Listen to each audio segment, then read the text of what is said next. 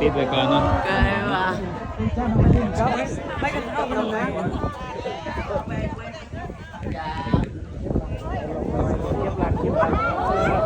โอ้เงินปิวเอา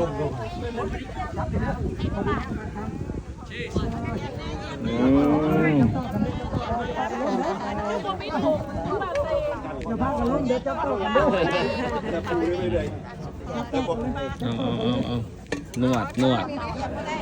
จับแนบปูนเด้อตัวนี้รอดยมตัวนี้สาธุว้ายจะได้หน่อยเดี๋ยวทีเดียวก็ขับ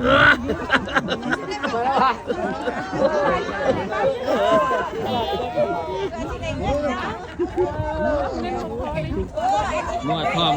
เศร้าเลยนี่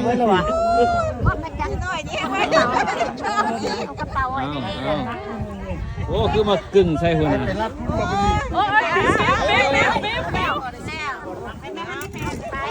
คมต้องไหนบอกกันหน่อยเย็บเนี้ยฟิตทางนี้เย็บเป๊ะจ้าดีไหมฮะ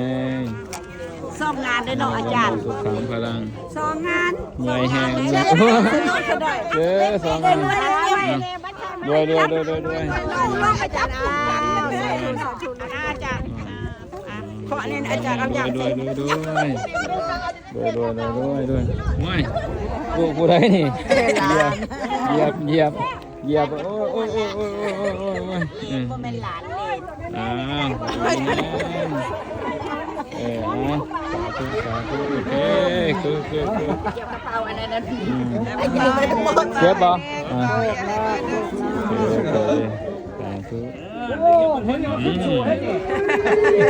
เปิดเป็นครูเนาะครูเลยสาธุ thank you so much ป้าโอ้ยหมอนวดเขาอย่าบ่ให้เจ็บคอยเหยียบบนแฮมเลยเหยียบบนแฮมเลยนวดธรรมดาหมอนวดบ่เป็นหยังหมอนวด